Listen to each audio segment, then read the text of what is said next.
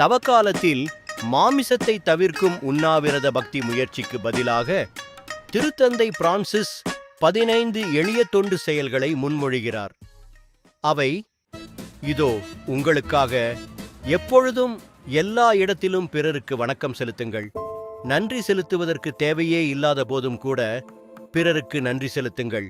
உங்களது சொல்லாலோ அல்லது செயலாலோ பிறரை நீங்கள் எவ்வளவு நேசிக்கிறீர்கள் என்பதை அவர்களுக்கு நினைவூட்டுங்கள். நீங்கள் தினமும் பார்க்கும் நபர்களுக்கு மகிழ்ச்சியுடன் கை அசைத்து நகர்ந்து செல்லுங்கள். பிறரை சந்தேகிக்காமல் அன்புடன் அவர்களது கதையை கேளுங்கள். உங்களையே நீங்கள் அன்பு செய்வதை நிறுத்திவிட்டு பிறருடைய தேவை என்ன என்பதில் கவனமாக இருங்கள். எல்லோரையும் எப்பொழுதும் உற்சாகப்படுத்துங்கள். பிறரது செயல்பாடுகளையும் சாதனைகளையும் கொண்டாடுங்கள். உங்களது தேவையை விட அதிகமாக இருப்பதை தேவையில் இருப்பவருக்கு கொடுத்து விடுங்கள்.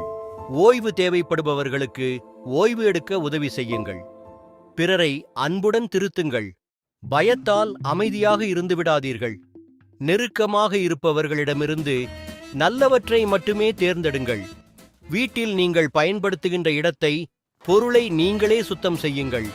பிறரது இயலாமைகளை கடக்க அவர்களுக்கு உதவுங்கள். பெற்றோர்கள் இருக்க அதிர்ஷ்டம் உடையவர்கள், அவர்களுடன் நிறைய பேசுங்கள். பிறரை புண்படுத்தும் வார்த்தைகளை தவிர்த்து இனிமையான வார்த்தைகளை பேசுங்கள். மகிழ்ச்சியின்மையை தவிர்த்து நன்றியுடன் இருங்கள். கோபத்தை தவிர்த்து சாந்தமுடனும் பொறுமையுடனும் இருங்கள். அவநம்பிக்கையை தவிர்த்து எதிர்நோக்குடனும் நம்பிக்கையுடனும் இருங்கள். கவலைகளை தவிர்த்து கடவுள் மீது நம்பிக்கையுடன் இருங்கள். குறைகளை கூறுவதை தவிர்த்து மனதை எளிய விஷயங்களால் நிரப்புங்கள். வேலைப்பளுவை குறைத்து பிரார்த்தனையில் நிறையுங்கள். சோகத்தையும் கசப்பையும் தவிர்த்து இதயத்தை மகிழ்ச்சியால் நிரப்புங்கள். சுயநலம் தவிர்த்து பிறர் மீது இரக்கம் நிறைந்தவர்களாயிருங்கள். மன்னிப்பின்மையை தவிர்த்து பிறரை மன்னிக்கும் குணம் நிறைந்தவர்களாயிருங்கள். அதிகம் சொல்வதை தவிர்த்து அமைதியுடன் பிறர் சொல்வதை கேட்பவர்களாயிருங்கள். நாம் அனைவரும் இதை வேகமாக முயற்சித்தால் செய்தித்தாள் அமைதி, நம்பிக்கை மற்றும் மகிழ்ச்சி நிறைந்த வாழ்க்கையால் நிரம்பும்.